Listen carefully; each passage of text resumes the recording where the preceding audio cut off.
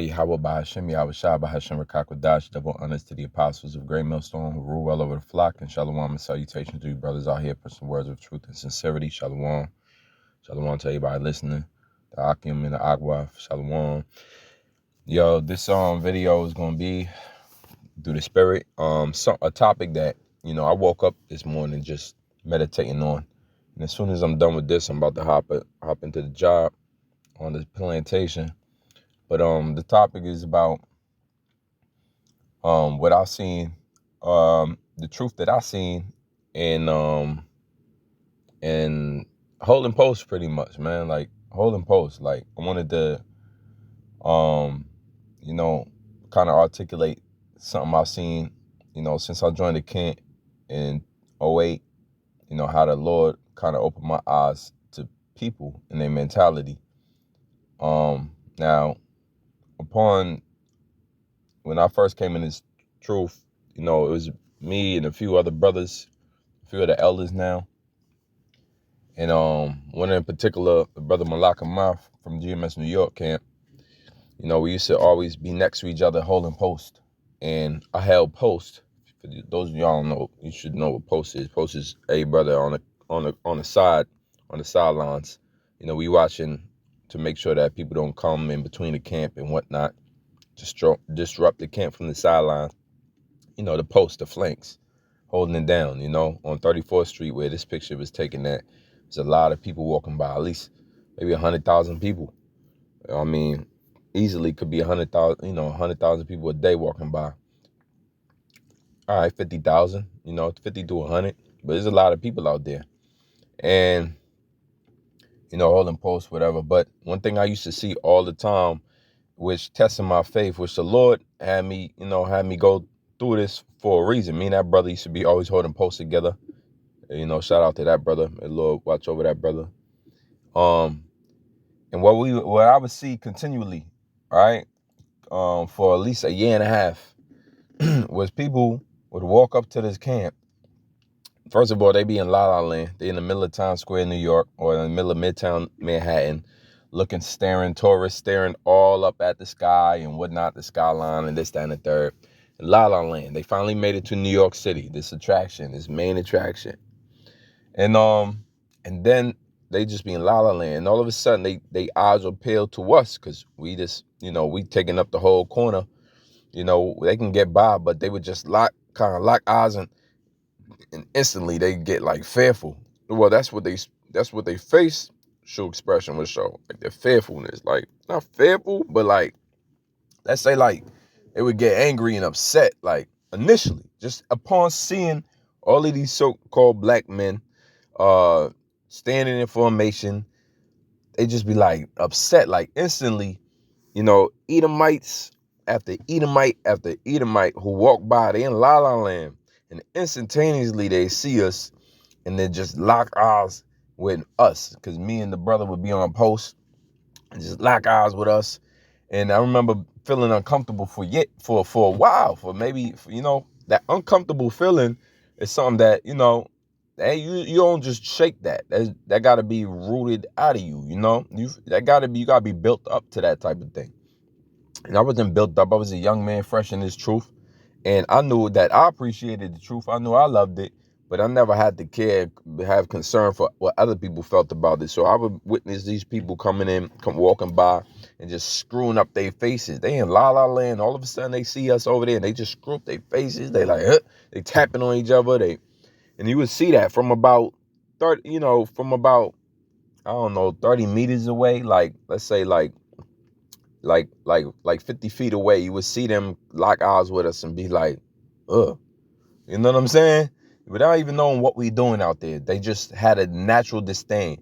And the next what would always happen after that is they get closer and closer, and then they just get normal. Like I didn't see y'all. I mean, the spirit of, let's say like guile and deceit ended up coming out, like supplant, like the spirit of deceitfulness, like as if y'all ain't just catch you, looking, screwing up your face at us. Now all of a sudden you coming closer to us, it's getting a little more real. And just like an Edomite, a two-faced devil, you would start to calm down and just like, oh, okay, what's this about? Nah, nah, that's not the same attitude. That's not the same energy that you had when you saw us 50 feet away that you had 10 feet away. And one thing I had to realize that on post, Akim, while I'm saying this, is that, yo, people is double-minded. People, especially Esau, they are fork-tongued people. I remember real quick when I was working with this Irish dude. He could have been a Jake for those who could receive it. He was a young Irish dude, came from an island to work in New York. And I asked him before he went back to Ireland for the school year. I asked him, yo, what do you think about like Black Americans? That's what I said. Like, what do you think about, what's the difference that you notice between Black Americans and the rest of people here in New York? He said, in his little Irish accent, he was like, you guys speak what's on your mind. You guys don't hold back. I said, what you mean by that? He said, I'm used to people smiling in your face and talking behind your back, but you guys will say it right to each other or to anyone. You'll speak the truth. Yo, so basically he resonated at his young age. He's seen that Jake in America speak the truth. They got an honesty factor about him. We just gotta tell it like it is. And that's what, the you don't gotta go listen to it, but it's a song by Biggie in the beginning of the song. It's Jake talking about, just gotta tell it like it is. I can't hold my tongue, something like I gotta tell it like it is. And then the song dropped, Biggie. Dum, dum, dum, dum. Well, that's what we do as Israelites. We tell it like it is. Whether you in the truth or not, you on predisposition. All right, your predisposition is to tell it like it is. Like your genetic makeup is to speak some truth. Like you don't like the lies. You don't like the corny going behind people back lying stuff. But I'm gonna get into the scriptures now, man. I just want to make that point before I bring out some of these scriptures. Job 17:10, it says, but as for you, do ye return and come now? For I cannot find one wise man among you. Once again, but as for you all, do ye return and come now? For I cannot find one wise man among you. See, these people, they switch up, and that gave me that confidence holding post to be able to see something I ain't never seen in people before. And it would happen all day. Imagine a year and a half of you seeing the same thing. And that's when I realized, that's when the Lord started giving me discernment upon people like, yo, this ain't just a sometimes thing. And Jake will do it every once in a while now, to be fair. Every once in a while, you have somebody didn't screw their face up. And maybe if they did, they got initial shock or whatever was going on. Nah, they actually did like have a sincere look, different than the rest. Like they didn't try to play us. They didn't try to act normal when they came. They kind of kept that sincere, because they actually was concerned and like actually was trying to see what we had to say. They ain't just assume that we some lunatics or something. Well, the majority of these people is not wise. It said here, for I cannot find one wise among you. Most of these people you dealing with in this world are not going to be wise. They're not going to have any spiritual wisdom. Oh, I mean, don't get me wrong. When it comes to carnal wisdom, they got it. When it comes to figuring something out in a carnal way, they got it. All right. When it comes to deceiving or deception, they got it. When it comes to worldly wisdom, they got it. The children of this world is wise than the children of the Lord. But when it comes to spiritual wisdom, they ain't got wisdom. That's not real wisdom. That's worldly wisdom. It's not true wisdom. Spiritual wisdom trumps worldly wisdom. Job 38:2. Who is that? Who is this that darkeneth counsel by words without knowledge? No knowledge in them. All right. These people can acclaim to love the Bible, claim to love the Lord, and walk right up to the prophets and men of the Lord and scorn, because them demons are old. And I'll do a Lord Villa in the second part on that. The demons, these people are fairly new, and they don't know how ancient their spirit is. Their soul goes back to the ancient world. That's why these demons is being reincarnated. These demons, not the demons, but people are reincarnated. Spirits are old, but people are reincarnated, but there's no remembrance of past things. So it's not like you enter your body, you remember your past lives. It don't work like that. But these demons is old. And what happens is these demons are the same demons from way back. How do we know that? The scripture, Revelation 13, I believe it's Revelation 8 and 11, or 11 and 8. It says talks about space is spiritually Egypt and spiritually Sodom. See, these are old demons coming all the way back again. And I'll do a show on it, Lord willing, a lot of these old demons is back again. And so what really is going on is that demon get triggered. What? You know, like when the demon some men were prophesying in the name of Yahushua, and the demon told him before he whooped they behind, he told him, Paul on Yahushua I know, Paul I know, but who are you? That's what the demon told him before he whooped they behind. So, you know, we in a time, man, where these demons recognize what's what. We gotta be, and I perceived that through the spirit. I perceived that early on, that everybody, I learned discernment through being on post. Long before I ever spoke, I learned discernment about people being on post, watching how they vibe change, because I would see them. And I would see them switch up mode, switch up mode, switch up mode. By the time they was 5 feet from us, they was a whole nother character. Them demons is active, man. And that ain't no reason to call to get call for alarm, to get worried. And, oh, man, these demons out here. Nah, man, them demons got to bow down to the name of Yahweh Shemi Shah. Proverbs 12:8, a man shall be commended according to his wisdom, but he that is of a perverse heart shall be despised.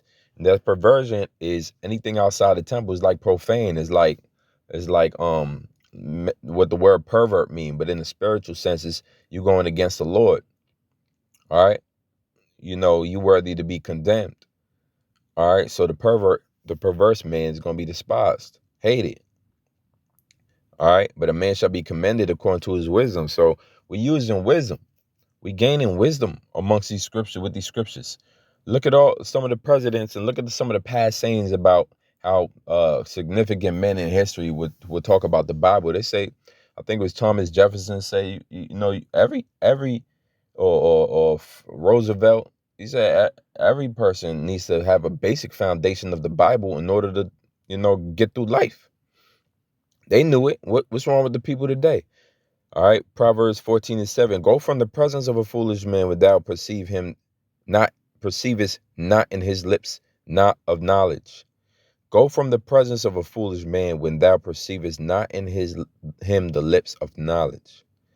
Proverbs 19:2. Also the soul that the soul be without knowledge, it is not good.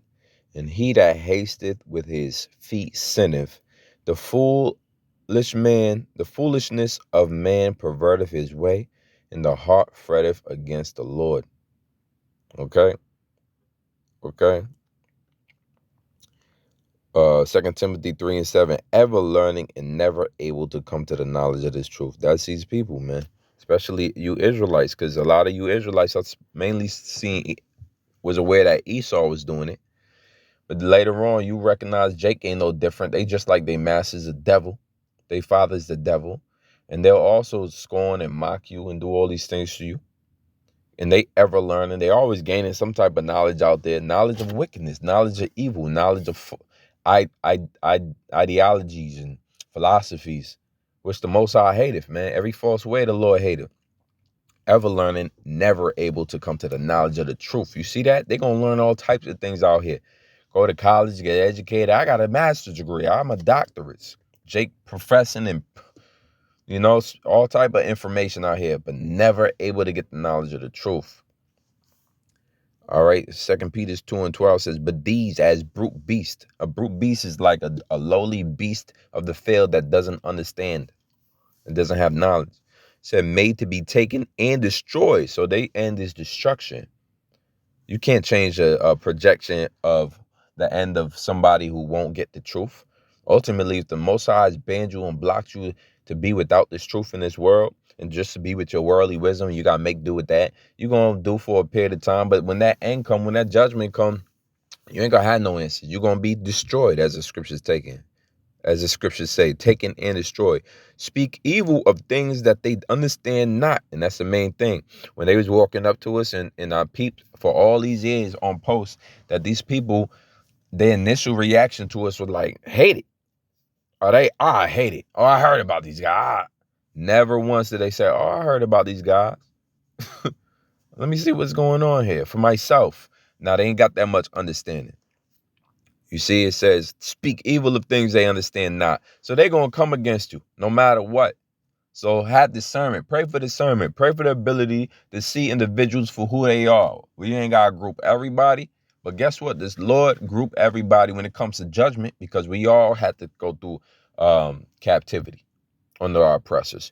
We all still got to go to our enemies for the one of all things. We all got look at each other worse than we look at our own people worse than we look at the enemy. We all got that delusion, or came from that delusion until we came back into this truth. And so at one point in time, we were speaking evil, or we had a negative mindset about the truth until the Lord, woke us up. It says, and shall utterly perish in their own corruption. All right, Jude 1 and 10. But these speak evil of those things which they know not, but what they know naturally as brute beasts, in those things they corrupt themselves. So you can destroy yourself. And that's what you do. You let them destroy themselves. He that is unjust, let him be unjust still. Let him be unjust still. Ain't nothing you can do to that man that, you gave him a correction. You showed him the way. Bring a horse to the water. You can't make him drink. Imagine that. Your horse dry mouth and everything. It's suffering out here in this heat. You bring him to the water. He don't even drink. Well, that's these 2/3 of our people. Especially the other nations. They not going to get it. They got their own worldly wisdom, and they look at us like we are at the bottom of the totem pole, which we are. They can't see spiritual man for who they are. The Lord said, I chose the base things of this world to confound the wise, the foolish things of this world to confound the wise. The Lord lifted up Esau out of the dunghill, out of the caves of the clefts of the rock, to make him as great as he is today, that great eagle.